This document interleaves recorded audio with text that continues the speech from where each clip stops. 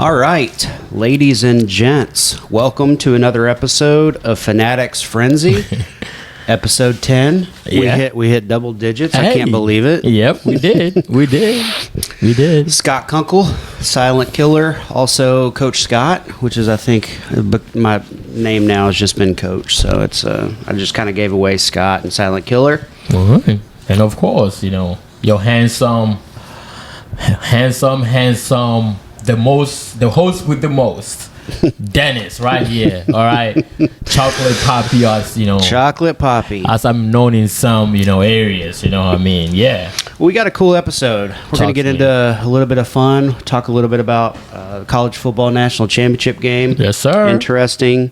Get into fun little guess the weight on some of these coaches are getting a little out of hand, so we're gonna have to call some of them out. All right. We're also, speaking of coaches, Okay. we're gonna rank the NFL coaches by divisional round to now. Just kind of see where the future is going. There's some young ones in there. I say young, not so much age, but obviously haven't been with their programs very long. And then we'll get into a couple of matchups of obviously the big games coming up. Yes, sir. Big matchup coming up in the AFC that we'll get into. So the first thing, and we have a special guest. Special guest here today. Striker. What's up? You gonna say? I think he's over here sniffing around because Mom just made some fettuccine Alfredo, and I'm being honest with you, my mouth. You probably hear my mouth slapping around because I'm salivating. I'm we ready. got people in the background. A couple shout outs. Okay, we got Daisy Joy. Okay. Yep. My youngest, who helps manage the camera, make sure that we're not doing anything stupid. It doesn't fall off the rack. Yep. And then we got Mom, obviously. Every time we do this, I don't know if everybody knows what time it is, but gets the dinner going. Yep. She sure does. She's normally good at for that maybe top 4 dinner. She never gets that number 1 spot. Listen, I don't want to get into this again because she was upset earlier today. It was like, you guys didn't put me. Of course. I mean, hey. But, she cooks a lot more, so she keeps us fed. Yep. There's just some things that I like to do, and I'm not getting into this. I don't control the voting. I'm not gonna get into this. And then some loyal, people that listen. We got 7.5 fans out there. Hey, all 7.5. We love you. We got Coach Blaine. His son Landon, who plays soccer with my son. So, shout outs to Dallas for liking all stuff on YouTube and Instagram, but he barely watches it. But, and speaking of that, make sure you like, subscribe, follow us, put in some suggestions. Was actually one of the topics today came from a suggestion with ranking the coaches in the NFL. So thank you. Shout outs to John Cena. John Cena. Mr. Snow. This is for you. On your NFL rankings. You requested it and you got it, baby. Hey, we got your Christmas card still up too. By the way, we did. We got your Christmas card. That's true. You saw that? Yeah, that's true. I did. Yep. All right. Well, let's get into it. So something fun I wanted to do. There's a couple of coaches that. They're on the sidelines. We kind of worry about their health, and some of these coaches that are going to be coaching in some of the championship games. A little questionable on the old diet. Some of them some of them you won't know. And this kind of goes back a little bit. So we're going to play a little game called Guess the Weight. Okay. And we'll probably get a couple of snaps of these coaches so the people at home can see it when this rolls out. But what I'm going to do is I'm going to say we're going to go 5 coaches. Okay. Okay. Some of the ones that are, I would say, the most questionable. we're going to say the name, and I want you to guess the number on the scale. Okay. That you think. And then we can follow up next week and see how far off we were. Yeah. All right. First name, big time coach now. Obviously going to be coaching this weekend, Mr. Andy Reid. Ooh. What do you think that number's looking like? Big Red. I'll go ahead and give it to you. I'll give you the number. I think that we'll go ahead. So Big Red he's at least 300 pounds. Okay. He's huge. He's at least 300 pounds. So I think I'll go Andy Reid maybe like 320, 325. All right. Yeah.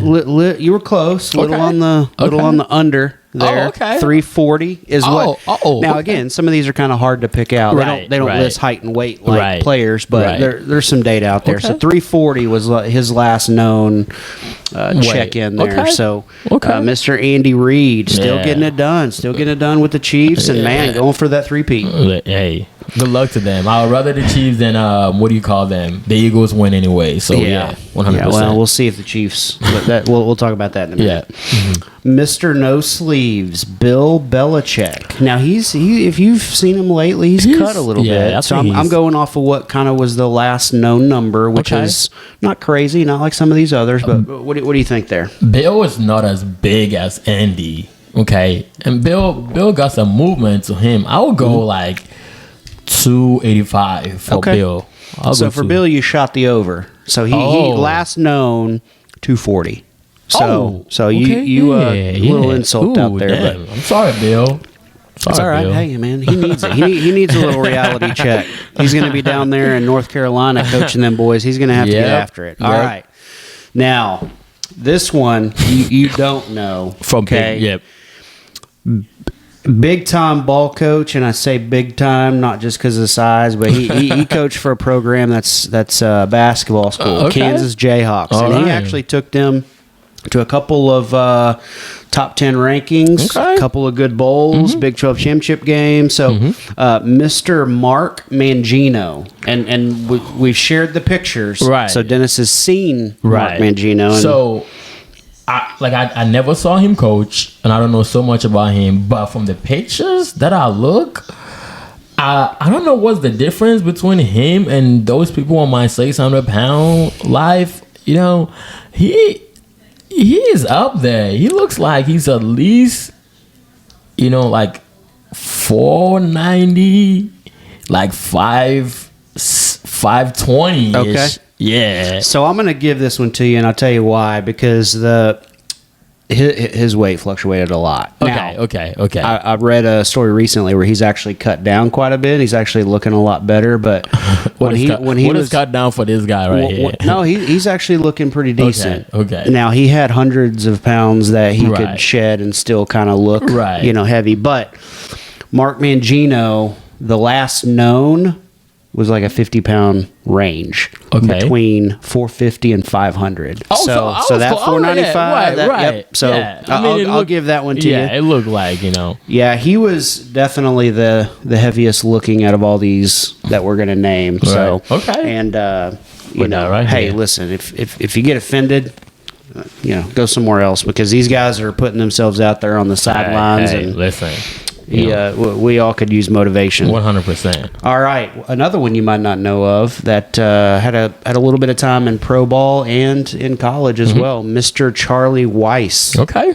So again, like I said, I don't know him, but from the pictures I see, he looks like an old Notre Dame coach from here, and he looks like pretty tall from his pictures though. So he's given at least like 6'5", but he's still like big. I will go with his height. I think he's taller than Andy Reid, but he's at least 350. So you got Mr. Charlie Weiss right on the number. 350. Yeah, so he holds his a little bit better because he doesn't look like a Mangino, but or a Reid, but he's kind of right in that range. So you can see he's tall. He's like 6'4", 6'5" inch, but you can see that man guy. Full disclosure, I had another name on here that we're talking about weight, and passed away with some health related issues so I moved on to another name. Okay. So we're not going to talk. We're not going to talk about him. I'm not even going to say his name. That's good. That's good. Yeah, we keep it respectful. The last name, Mr. Romeo Crennel. Okay, so Romeo, from the pictures I see, this is an old Browns coach. Or something like that. Yeah. Okay, so he looks shorter. Okay. He looks like. Did he play running back? I honestly don't know. Okay, he looks like he can. But he is shorter, and it deceiving. I'll tell you that, deceiving on what most of the weights came back at, because he looks like he would be challenging some of these others, but his height is a big difference. Okay. Yeah. So from the pictures I'm seeing, he looks like he can hit the A gap very well. I will go about 295. Okay, a little high. So that's what I was saying. Deceiving. Okay. Two. Can I change it? Yeah, go ahead. All right, I'll go 260. Yep, 260. Ho. Yep. Ho. Hey, don't say. You already took one guess. I gave you the second. Yeah. But okay. So yeah, a little fun again. Hey, coaching. You guys are trying to lead young men. Some of them can do it well with a big stature like that. Some, Let's lead by example. Yeah. Let's get in the gym. Let's run some laps with our boys. Let's make sure we're staying healthy, because the number one thing you want to see is these guys. You want to have them around for a while. 100%. Regardless if they're in the NFL or not. Yep. So, speaking of coaches, okay, let's transition to some actual current coaches. Obviously, Andy Reid is on this list, but let's get into 8 coaches that from the divisional round till now. And what we'll do is we'll kind of piece it together, or want to rank kind of where you think and where I think these guys would fit currently on a list if you ranked them 1 to 8. Okay. I'm going to name out the coaches. If you need to repeat, we can repeat. But the first coach we just talked about, Mr. Andy Reid. Okay. Then you got DeMeco Ryan. Okay. Dan Campbell. Talk to me. Dan Quinn. All right. Sean McVay. Pretty boy. Nick Sirianni. Annoying boy. Sean McDermott. And Mr. John, not Jim Harbaugh. Okay. So let's do it this way. You can start off. Let's start from where you think the 8 spot is and work our way up to 1. Okay, so with the 8th spot right now, I will probably go DeMeco Ryan on the 8th spot. Okay, right above on the 7th spot, I will also go Nick Sirianni. Okay, and then on the 6th spot, I will go Dan Campbell. Okay. On the 5th spot, and then I'm gonna go Sean McDermott. Okay. Yep. On the 4th spot, I will go. I think Dan Quinn has done a great job on the 4th spot. Yeah. Okay. On the 3rd spot, I will go Sean McVay, because he's very smart. You know what? No, I will go with John Harbaugh on the 3rd spot. Okay. Then on the 2nd spot, I will go Sean McVay. Interesting. And then number 1, I will put Andy Reid. Okay. Big Red. So I'm going to rank mine, then we'll kind of talk about the differences a little bit. So you had DeMeco Ryan in the 8th spot. Okay. I agree with that one. I think, obviously young quarterback, did some amazing things this year. This is the second year as a full head coach. Got a win right off the bat. So I think things are looking up for the Texans. True. I think they get a couple of pieces this year, and I think for him, defensive-minded, I like him at, no disrespect at 8. No. If you say they're in the top 8 coaches, that's great. This is just for playoffs. There's 32 teams in it, yeah. For sure. Yeah. Now, you had Nick Sirianni at number 7. I know why, because you hate... his attitude, he's a... Listen. He can be a giant tool. And in the butt. Yeah. Yes. I would actually put Dan Quinn there at 7 because again, this is year 1. This is year 1, Dan Quinn. Yeah, Dan Quinn went to the Super Bowl with Atlanta. But again, so hold on. Let's take some context out. Okay. You're taking everybody, because if you're taking everybody's full career, then some things change. Gotcha. I'm just talking about right now. I can understand that. Okay. Now, if you want to bring up that Super Bowl with the Falcons, then we'll get into the other part. What happened? Yeah. I think Dan Quinn again. Okay. But two of the things that these guys have in common, young quarterbacks that they've done an amazing job with, are progressing. Jaden Daniels, best rookie season in the history of the NFL, 100%. Has a chance to get to the Super Bowl. And, they always talked about Dan Marino, mentioned that. He was young. He got there. everybody always said, hey, he's young, he's going to be back, it's cool, he lost his, and then you don't ever get back. So I like what Quinn's doing. I think he's got Washington in a really nice spot. Okay. And then we'll kind of see how it goes from there. You had Dan Campbell at number 3. Number 6. Yeah, counting up from 8. So I'm okay with that one. Okay. I think you got to take some criticism for what happened in the play. If this was Mike McCarthy, he'd be gone by now. And we know we know Dan Campbell is not a great scheme guy. He's a culture builder, And he goes to tell Kevin O'Connor, "Oh, we'll see you in 2 weeks. Well, I'll see you in 2 weeks in Cancun." Yep. Cancun, not in the playoffs. Cancun, that's where it's gonna be. But go. Yeah, he's got to take a lot of hit, 100%, or a lot of heat for that. So he just lost his 2 coordinators. Yeah. So next year is gonna be interesting in Detroit. But go on. Now I'm gonna flip Sirianni right here. Okay. I think he does get a lot of credit for everybody wanted him gone early. Yeah. Was that last year? Struggled a little bit, turned things around. Even this year, I told you there was times I was like, I can see why his job was on the line. Yes, he does. He's got that attitude. He's got that pompous attitude. If you actually hear him talk, just in general, he doesn't come across. I think that's a persona. But if you look at the team that he has, you look at the run game they built. Obviously, Saquon, coming in there, matched their team to a T. Yeah, solid defense. True. So that's Fangio though. That's why Sirianni's not higher. Okay. Because I think the Eagles get to the Super Bowl. Okay. That would be 2 that they've gotten in 3 years. And I think. Again, defensively, that's what's going to carry probably one of these teams, depending on who it is. They, in my opinion, have the best defense that's still left. But some of the things that they do on offense, it's ugly, it's methodical, it's slow. Gut-wrenching. And then you have Saquon who will bust one and it looks pretty. Yep. You have Hurts who will bust that 40-yard run. It looks. It's just if you watch the rest of the game, there's a couple of plays and then the rest of it's slow, methodical, and really boring. So anyway, he's going to be kind of right there, middle of the road. Now you had Quinn coming in there. I think I'm going to go McVay right there. Okay.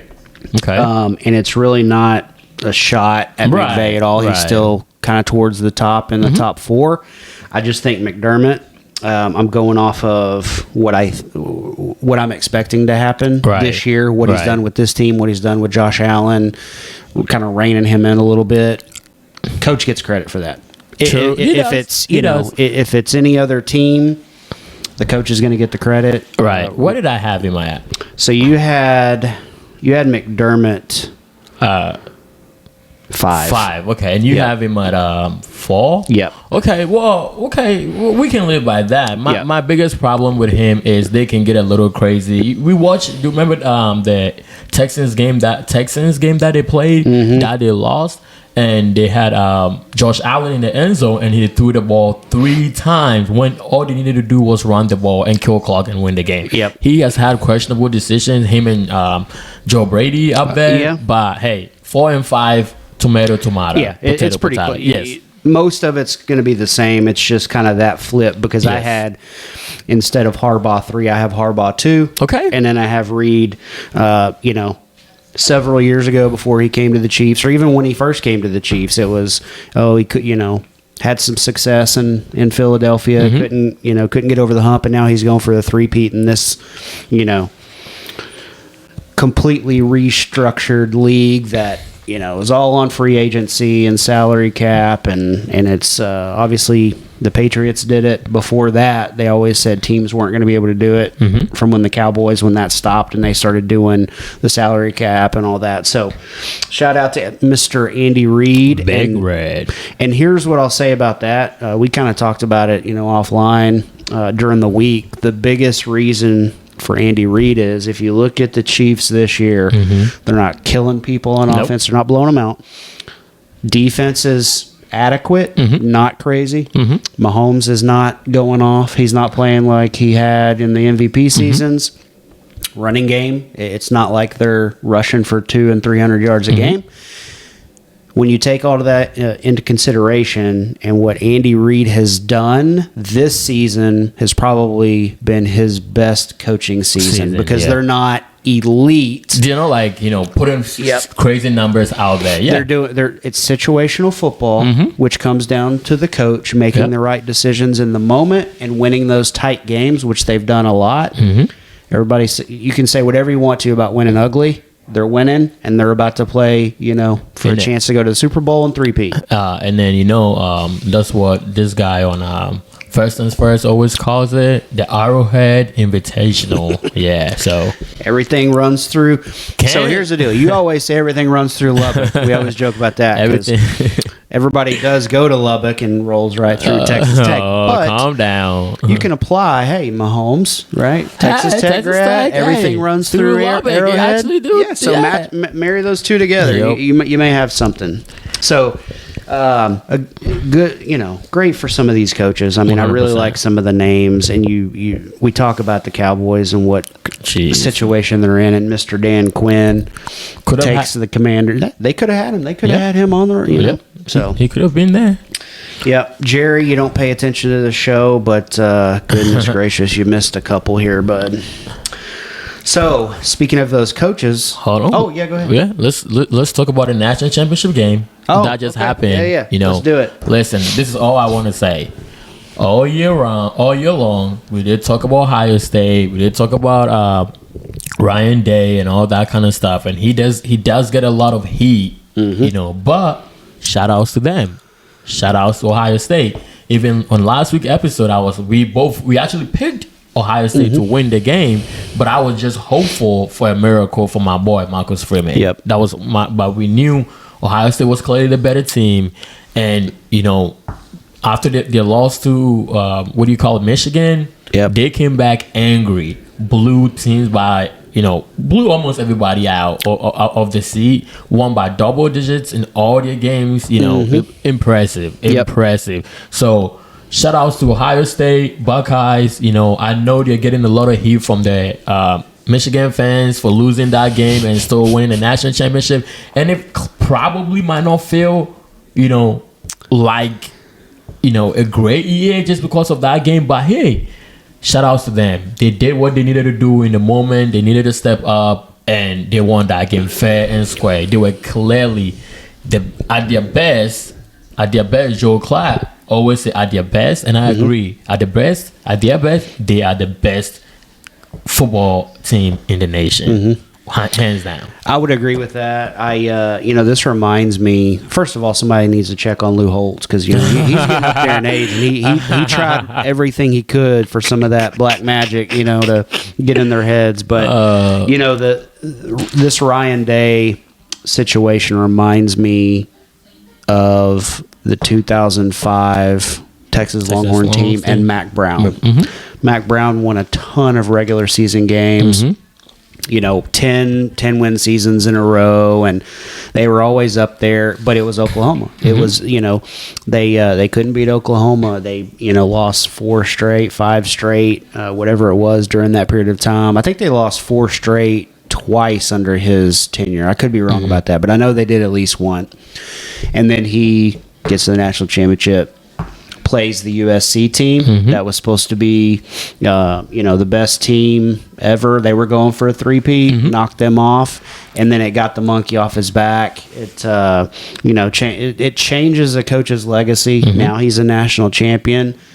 The guy can recruit, and he does. He's a great offensive mind too. And the thing now that's going to come down to is, okay, great, you won a national championship, can't go 0-5 against Michigan still. No, he needs to get one next year.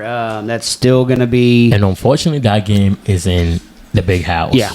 This year. And Michigan, they're going to be better. They towards the end of the year they started playing some good football. And one thing we didn't mention here that you can kind of see is now the Big Ten. somebody I heard made a comment about the last 2 years, the Big Ten has supplanted the SEC as the best conference. And I had a little bit of an argument about that because Michigan won the national title last year, but I still think the SEC was the best conference overall. Right. You had some teams that were up and coming. You know, Penn State with a couple losses, kind of like they have the last few years. But this year, no question. You know, the big thing about it is NIL's changed everything. The money that those schools up north, Ohio State, Michigan, even Notre Dame, if they want to. I know they're not the Big Ten, but still, they're going to even things out because the Southeastern Conference, that's why you're seeing Texas now rise to be one of the top teams because of the money. Yeah, they've got the money to spend. Texas they can raise that money. A&M, hey, they can get the recruits. They just always seem to lose 4 games. If they can get a quarterback and they can get things turned around, you're probably going to see those two teams, start to compete. And then I think probably in the next year or two, Notre Dame is going to pull one out. Also, they just need a quarterback because what they did in that first drive was clearly not sustainable. Yeah. But, having your quarterback run 9 times in your first drive, he was gassed after that, and you could see for the rest of the game. But, we're not going to get too much into it. But shout out to Ohio State. Shout out to Notre Dame for making it out there. Notre Dame is going to be back. Next year, Ohio State is probably going to have the 2 best college football players in the nation. Have you seen the odds already? It's favorite? Texas and Ohio State. It's Texas first, and then Ohio State second this year with a couple of their guys. Both of Arch Manning's a Heisman favorite, and then Jeremiah Smith is up there. So these teams aren't going anywhere. Nope. And you kind of see the only other SEC team that was in the top 8 was Alabama. Okay.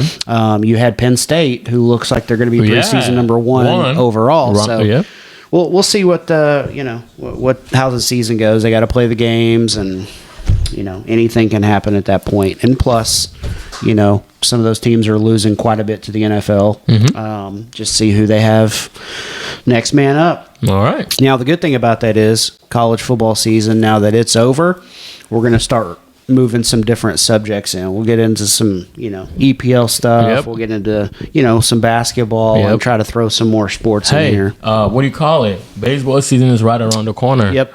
And then we can start. Pitchers and catchers will report soon. That's right. And then, we got to start with some interviews here and there. Yep. We need to change our setup up. We will. We've already got the everything. We've already got the chairs. We've got the space. We got everything. We just need to set up.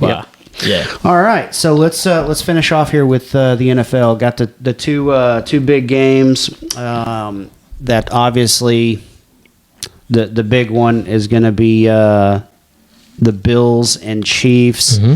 It's going to come down to Josh Allen. It's going to come down to Patrick Mahomes. And they were talking about the rivalry between these two. It's not a rivalry yet. No, it's Josh not. has to win one. So what do you think? What do you think on this one? What's your gut tell you? So, Bills going to Kansas City, and for whatever reason, last week, I don't know what it was, but Texans forgot that Travis Kelce exists. Okay, I don't know why you let one of the greatest tight ends in league history be that wide open and have a monster game against you. So they played earlier on this year. Bills and Chiefs played earlier on this year, and what do you call him? Josh Allen ran that ball in at the end and sealed that game. But listen, Mahomes does not lose these kind of games. Unfortunately, Mahomes does not lose this kind of games.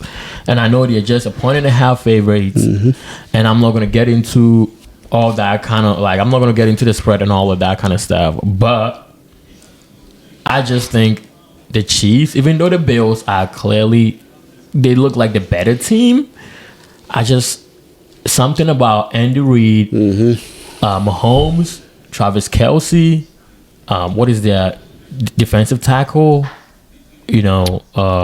Jones. Yep. Something about them in the big spot with a trip to the Super Bowl. The Bills have not shown me that they can do that. No. They had that one game a couple 3 years ago. They're giving that into like double overtime or whatever, which changed the overtime rules. We changed the overtime rules for them. Like, we won them, all that kind of stuff. But hey, I just cannot consciously bet against Mahomes. One, Texas Tech. Why did I almost go long? That's great. Texas Tech, wreck him. I just can't go against Mahomes in a big spot with a trip to the Super Bowl on the line. It's one of those. They played earlier, and they always talk about playing a team multiple times in the year, and it's hard to beat a team twice. And the thing, it's in Kansas City. Both of these teams are used to crappy weather, so. There's no it's weather. Not going to affect them. Yeah, there's no weather advantage. Even if it was, it wouldn't affect them. The cold's not going to affect them. It doesn't. None of that's going to come into play. Both of these guys can make plays in that weather. A couple of things I'll say probably that are going to be keys to this game. James Cook for Buffalo is going to be. He's not the biggest name on the field, but he can make the biggest impact because I feel like, everybody knows Josh is going to throw the ball. Everybody's been talking about his turnovers being down this year, and, he's protected the football, and that's why they've obviously gotten to where they are. And I think they're going to have to make some plays in the running game. Josh is going to make a few plays with his feet. The problem, and we've talked about it, to be the best, you got to beat the best. Yep. They've had chances. They haven't done it.